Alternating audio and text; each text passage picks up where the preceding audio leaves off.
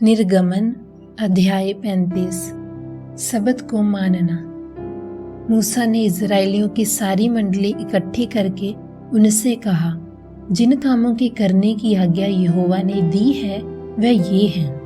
6 दिन तो कामकाज किया जाए, परंतु 7वां दिन तुम्हारे लिए पवित्र और यहोवा के लिए परम सबत का दिन ठहरे।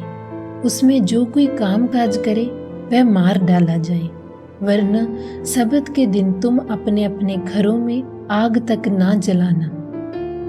पवित्र तंबू के लिए भेंट। फिर मूसा ने इजराइलियों की सारी मंडली से कहा, जिस बात की आज्ञा यहोवा ने दी है वह ये है, तुम्हारे पास से यहोवा के लिए भेंट ली जाए, अर्थात जितने अपनी इच्छा से देना चाहें वे यहोवा की भेंट करके ये वस्तुएं ले आएं, अर्थात सोना, रूपा, पीतल, नीले, बैंगनी और लाल रंग का कपड़ा, सूक्ष्म सनी का कपड़ा, बकरी का बाल, लाल रंग से रंगी हुई मेढ़ों की खालें, सुइयों की खालें, बबूल की लकड़ी, और प्रकाश देने के लिए तेल, अभिषेक का तेल और धूप के लिए सुगंध द्रव्य, और एपोद और चपरास के लिए सुलेमानी मणि और जड़ने के लिए मणि।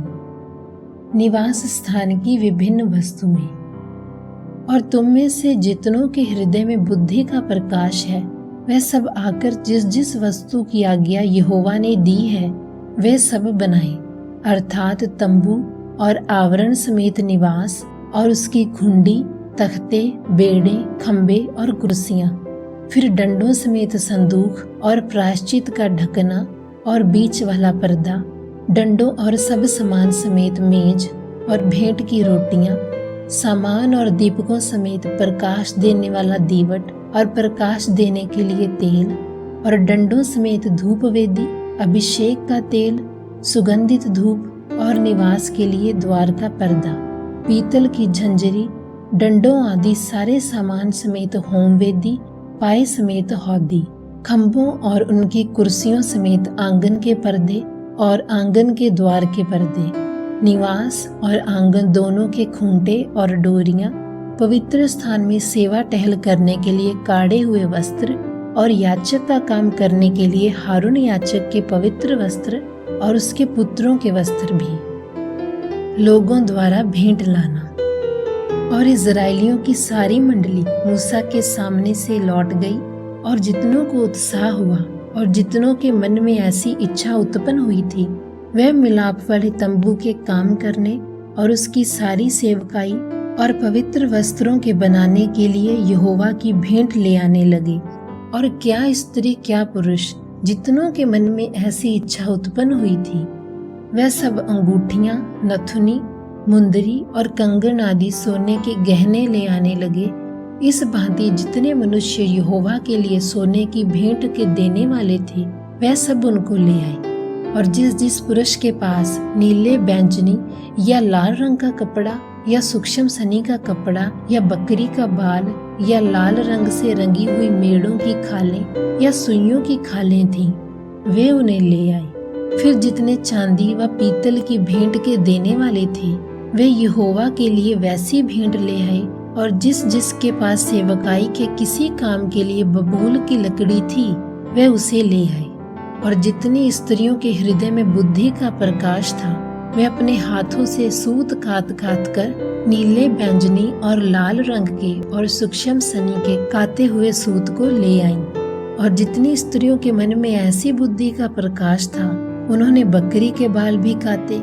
और प्रधान लोग एपोद और चपरास के लिए सुलेमानी मणि और जड़ने के लिए मणि और प्रकाश देने और अभिषेक और धूप के सुगंध द्रव्य और तेल ले आए। जिस जिस वस्तु के बनाने की आज्ञा यहोवा ने मूसा को दी थी उसके लिए जो कुछ आवश्यक था उसे वे सब पुरुष और स्त्रियां ले आईं जिनके हृदय में ऐसी इच्छा उत्पन्न हुई थी। इस प्रकार इजराइली यहोवा के लिए अपनी ही इच्छा से भेंट ले आए। मिलाप वाले तंबू के लिए कारीगर। और मूसा ने इजराइलियों से कहा, सुनो, यहोवा ने यहूदा के गोत्र वाले बसलेल को, जो उरी का पुत्र और हूर का पोता है, नाम लेकर बुलाया है। और उसने उसको परमेश्वर के आत्मा से ऐसा परिपूर्ण किया है कि सब प्रकार की बनावट के लिए उसको ऐसी बुद्धि, समझ और ज्ञान मिला है कि वह कारीगरी की युक्तियां निकाल निकाल कर सोने, चांदी और पीतल में, और जड़ने के लिए मणि काटने में और लकड़ी के खोदने में, वरना बुद्धि से सब भांति की निकाली हुई बनावट में काम कर सके। फिर यहोवा ने उसके मन में और दान के गोत्र वाले अहीसामाक के पुत्र ओहोलीयाब के मन में भी शिक्षा देने की शक्ति दी है। इन दोनों के हृदय को यहोवा ने ऐसी बुद्धि से परिपूर्ण किया है कि वे खोदने और गढ़ने और नीले और बैंजनी और लाल रंग के कपड़े और सूक्ष्म सनी के कपड़े में काटने और बुनने, वरन इस प्रकार की बनावट में और बुद्धि से काम निकालने में सब भांति के काम करें।